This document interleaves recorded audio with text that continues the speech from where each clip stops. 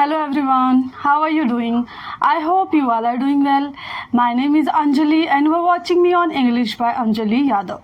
Today we are going to learn about interjection. So let's see what is a interjection. First of all, we will see the definition. And interjection is a short word or phrase that shows sudden feeling और emotion. जैसा कि बताया गया है कि interjection होता क्या है, क्या होता है इमिडिएटली जो हमारी फीलिंग्स होती हैं और जो हमारे इमोशंस होते हैं उनको एक्सप्रेस किया जाता है। कुछ ऐसे वर्ड्स हैं जो कि कह सकते हैं कि इंटरजेक्शन में यूज़ किया जाता है।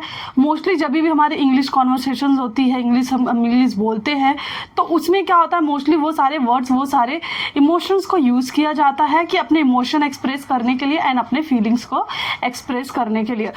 First one is what? Bravo. Bravo क्या होता है? ब्रावो जैसे बोलते हैं ना ब्रावो, तो ये वर्ड आपने सुना होगा कि ब्रावो होता क्या है। ब्रावो जो होता है वो यहाँ पे जब भी हम किसी को क्या करते हैं, कॉन्ग्रेचुलेशन करते हैं, शाबाशी देते हैं, किसी को बोलते हैं ना कि कॉन्ग्रेचुलेशन आपने अच्छे काम किए या कुछ भी शाबाशी देते हैं, तो उसके लिए ब्रावो वर्ड का यूज़ किया गया है स्पोकन इंग्लिश में। तो इनसे रिलेटेड एग्जाम्पल्स देखेंगे। ब्रावो, फिर यहाँ पे देखेंगे आप जो भी होता है हमारा जो इंटरजेक्शन होता है इसमें एक्सक्लेमेशन जो होता है, यहाँ पे जो हमारा एक्सक्लेमेशन मार्क दिया हुआ है ये मार्क होता ही होता है। इसके बाद जस्ट हम रुकेंगे, फिर आगे के वर्ड को कंटिन्यू करते। Bravo, you own the match. जैसा कि आपको एग्जाम्पल से समझ में आ रहा होगा कि हमने क्या किया कि ब्रावो जैसा बोला गया है कि कॉन्ग्रेचुलेशंस के लिए यूज़ किया जाता है। सो यहाँ पे क्या हुआ है कि जो मैच उन्होंने जीता है, मैच के लिए वो यहाँ पे बोला गया है, वो वर्ड यूज़ किया गया है, ब्रावो वर्ड को बोला गया है। हम कैसे बोलते हैं? एव। तो ये जो हमारा ए वर्ड है, यू बोलो या एव बोलो, यहाँ पे ये होता है डिस्गस्टिंग चीज़। जब बोलते हैं ना यू, तो ये डिस्गस्टिंग है, मतलब छी कोई चीज़ नहीं पसंद आती जब ऐसा मुंह बनाते हैं हम, तो उसके लिए इस वर्ड का यूज़ किया जाता है, ये इंटरजेक्शन का यूज़ किया जाता है। You, I don't like this things, मतलब मुझे ये चीज़ नहीं पसंद है। फिर सेकेंड एग्जाम्पल यहाँ पे क्या है? You, I don't like this cloth. अगर कोई चीज़ को आप देख के ना ऐसा लगता ओ छी, ये कैसा, ये डिस्गस्टिंग टाइप का छी। जब ये बोलते हैं ना, आपने मोस्टली बातों में सुना भी होगा कि जो इंग्लिश बोलते मतलब यू, तो ये सारे इंटरजेक्शन आपको पता होंगे तभी इनके मीनिंग समझ में आएंगे। नेक्स्ट हमारा है ओप्स।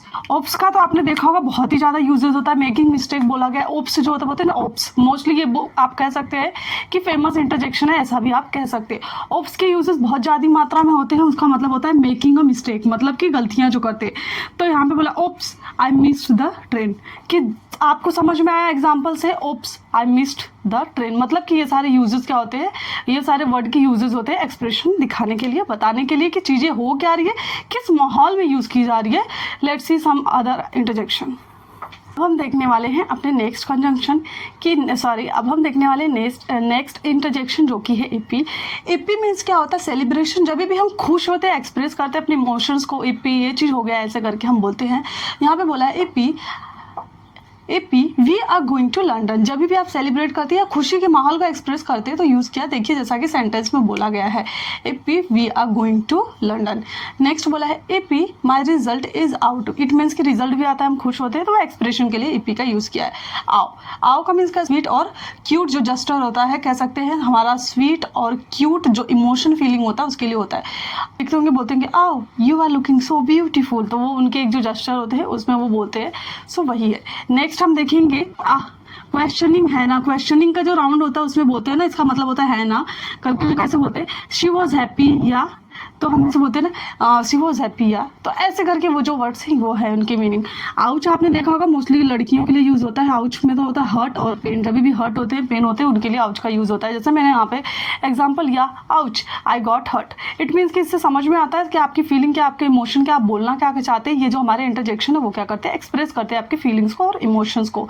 आई होप आपको समझ में आएगा। सो लेट्स सी हम नेक्स्ट इंटरजेक्शन। पहले कुछ और इंटरजेक्शन। बिंगो मतलब क्या होता है कि जब भी आपको कोई सही चीज़ मिल जाती है ना, आप बोलते हैं यही है, यही तो, यही चाहिए था, यही तो बिंगो का यूज़ वहाँ पे किया जाता है अपनी सही चीज़ के बताने के लिए।